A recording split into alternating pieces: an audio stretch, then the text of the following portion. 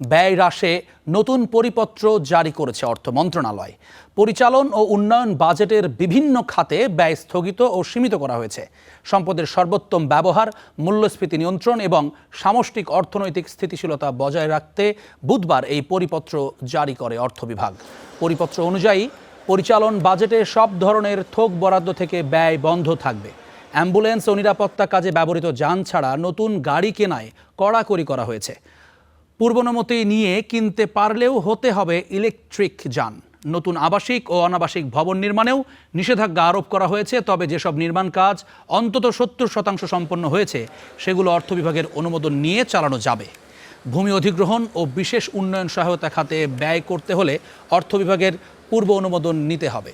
সরকারি অর্থায়নে বিদেশে প্রশিক্ষণ, সেমিনার, সিম্পোজিয়াম ও ওয়ার্কশপে অংশগ্রহণও সম্পূর্ণ বন্ধ রাখা হয়েছে।